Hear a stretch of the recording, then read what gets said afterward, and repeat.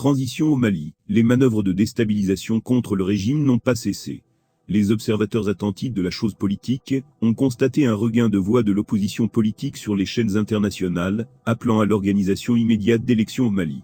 Pour ses opposants, l'élection présidentielle est une véritable panacée, criant à l'assassinat de la démocratie au Mali, comme si dans un pays en guerre, la démocratie était toute la solution. Regroupement politique et organisation de la société civile du Mali, vu l'achèvement de la transition révisée par le décret 20.220.335 PTR du 6 juin 2022, fixant le délai de la transition à 2 ans, considérant les engagements pris par les autorités de la transition devant le peuple malien et la communauté internationale, constatons que la transition, dont la durée avait été établie à 24 mois à partir du 26 mars 2022, conformément à l'article 22 de la loi numéro 2022-001 du 25 février 2022 révisant la charte de la transition et le décret susvisé, a pris fin le mardi 26 mars 2024.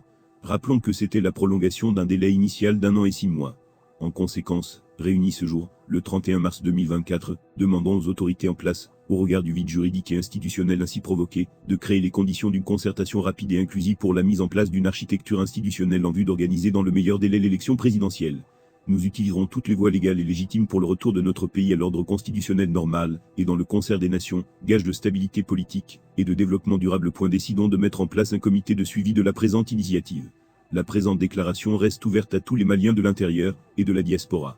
Fait à Bamako le 31 mars 2024. Ils aboient également à la mort de la liberté d'expression.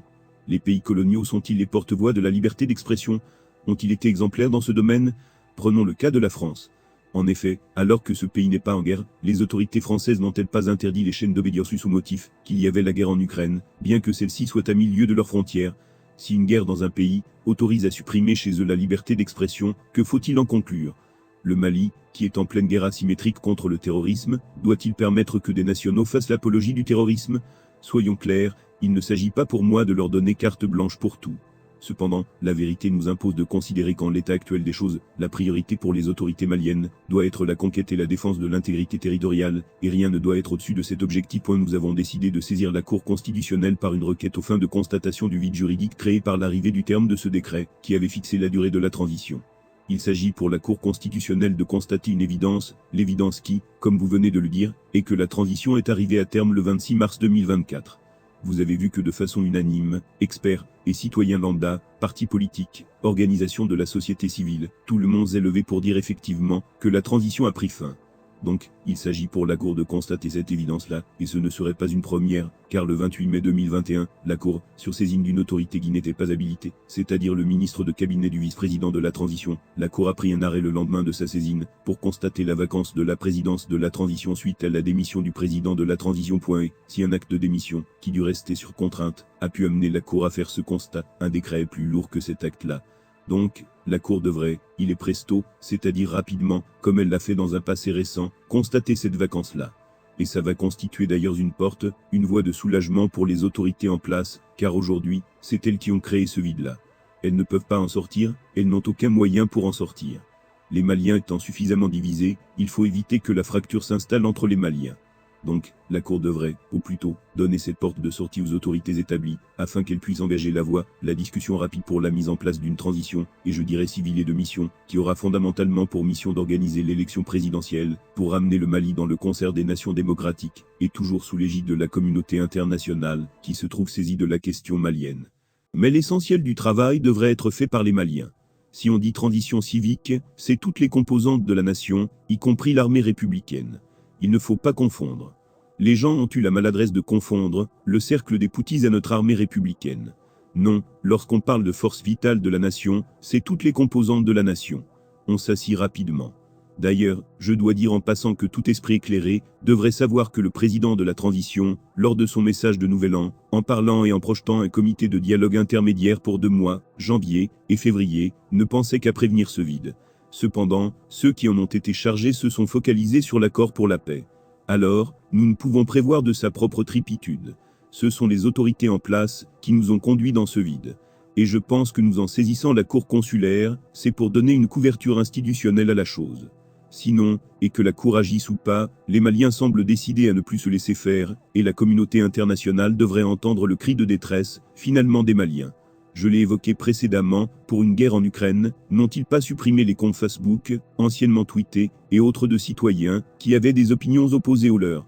Bref, ce qui est scandaleux ici, c'est que ces prétendus opposants maliens ont tous la latitude pour planifier la déstabilisation du Mali à partir du territoire ivoirien. Alassane Ouattara lui aurait-il admis, si c'était le contraire qui s'avérait? On le sait, tous les politiciens qui jactent aujourd'hui contre le Mali sont nourris, logés et blanchis à partir d'Abidjan où ils roulent carrosse. Mieux, je vous révèle que tout ceci est bien coordonné. Ils tiennent même des réunions dites de stratégie avec Tambaye Mahara, la fiole, qui a mis à leur disposition un financement conséquent pour servir la cause de la déstabilisation, sans que cela n'émeuve personne. Pourquoi est-il acceptable qu'un pays voisin en veuille tant au Mali et à ses dirigeants? Qu'est-ce qui peut expliquer cet acharnement? Seule la farouche envie de revanche et de représailles de la France peut apporter un début d'explication. En effet, chassée du Mali dans le déshonneur, la France veut redorer son blason, mais surtout n'entend pas perdre ses poules aux œufs d'or. La France, naguère puissance internationale, est ravalée au statut de puissance rabougrissant ses ex-colonies. Dans cette vendetta, le tyran Ouattara y trouve son compte. En agissant ainsi, il se pose comme le défenseur des intérêts de la France, et se positionne comme un allié du croupion capable d'indiquer la chute inévitable de l'Empire France dans la sous-région ouest-africaine. Il est d'autant plus intéressé qu'à ce rythme, la France ne pourra que lui donner carte blanche pour perpétuer la dynastie Ouattara en Côte d'Ivoire. Tous ceux qui ont rêvé un seul instant que le despote des lagunes envisage de quitter le pouvoir se trompent lourdement. Qui vivra verra. Pour l'heure, c'est au Mali d'ouvrir les yeux. Aux autorités, j'ai l'insigne honneur de donner lecture d'un décret portant suspension des activités des partis politiques et des activités à caractère politique des associations. Le président de la transition, chef de l'État, vu la Constitution, vu la charte de la transition, vu la loi numéro 2022-001 du 25 février 2022 portant révision de la charte de la transition, vu la loi numéro 04-038 du 5 août 2024 relative aux associations, vu la loi numéro 04-051 du 23 novembre 2004 portant organisation générale de la défense nationale, vu la loi numéro 05-047 du 18 août 2005 portant charte des partis politiques, vu la loi numéro 2012-006 du 23 janvier 2012 modifié portant principes fondamentaux de l'organisation administrative du territoire, l'ordonnance numéro 36/PCG du 28 mars 1959 portant loi sur la liberté de réunion, vu le décret numéro 2021-03-61/PTLRDM du 7 juin 2021 portant nomination du Premier ministre, vu le décret numéro 2022-0752/PTRDM du 4 décembre 2022 portant nomination des ministres d'État, vu le décret numéro 2021-0385/PTRDM du 11 juin 2021 modifié portant nomination des membres du gouvernement, statut en Conseil des ministres, décrète, article 1er, sont suspendus jusqu'à nouvel ordre. Public, les activités des partis politiques, les activités à caractère politique des associations sur toute l'étendue du territoire national. Article 2. Le présent décret sera enregistré et publié au journal officiel. Merci de votre très aimable attention. Le décret qui vient d'être lu est une mesure de police, une mesure d'ordre public, dont le but justement est de préserver l'intérêt général. Ce n'est pas un décret qui vise un parti politique en particulier ni une association spécifique, donc c'est une mesure impersonnelle, motivée par un certain nombre de raisons. Je voudrais d'abord évoquer des raisons politiques, ensuite des raisons sécuritaires. Puis il vous souviendra que le 31 décembre 2023, son Excellence le colonel Aza, président de la transition, chef de l'État, lors de son adresse à la nation, a pris l'initiative d'engager tout le peuple malien autour d'un dialogue direct intermien. Évidemment, la suite des événements, nous le savons, le 25 janvier 2024, pour des raisons que vous connaissez, en tout cas, raisons suffisamment exposées dans le communiqué numéro 064 et numéro 065 du gouvernement de transition, les autorités ont décidé de mettre fin à l'accord d'Alger, avec effet immédiat. L'objectif recherché à travers ce dialogue direct intermalien, dans un premier temps, est de tirer tous les enseignements. Je crois que le chef de l'État lui-même l'a souligné, les enseignements des difficultés que le Mali a eu dans le cadre de la mise en œuvre de cet accord malheureusement qui contrevient très largement aux trois principes guidant l'action publique au Mali, à savoir la souveraineté, la prise en compte de nos intérêts stratégiques et de nos choix de partenariat, et la prise en compte des intérêts du peuple malien. C'est vraiment un accord qui était en déphasage total avec ces trois principes édictés par le chef de l'État. Évidemment, dans sa mise en œuvre, un comité de pilotage dans lequel se retrouve quasiment l'ensemble des forces vives de notre nation, a pour mission justement de mener ce dialogue, jusqu'à bon port. Ce dialogue est d'autant plus important que le Mali se trouve dans une phase critique. Je ne vous apprends absolument rien du tout sur les formes de terrorisme que nous avons connues ici. Bien entendu, ce sont des formes qui ont évolué. Dans un premier temps, c'était vraiment un terrorisme mené essentiellement par des acteurs extérieurs, ensuite, c'est un terrorisme qui s'est amalgamé avec une conflictualité communautaire. Aujourd'hui, cette conflictualité communautaire a suffisamment porté atteinte à la fois à l'unité de notre pays et à la cohésion nationale. Donc, je crois que l'objectif recherché à travers ce dialogue, c'est vraiment de régler définitivement le problème de la conflictualité communautaire, et, subséquemment, c'est le terrorisme. Plus les terroristes sont isolés, plus, bien entendu, leur lutte et leur neutralisation deviennent faciles pour nos forces de défense et de sécurité. Mais malheureusement, dans beaucoup de régions, ce n'est pas encore le cas.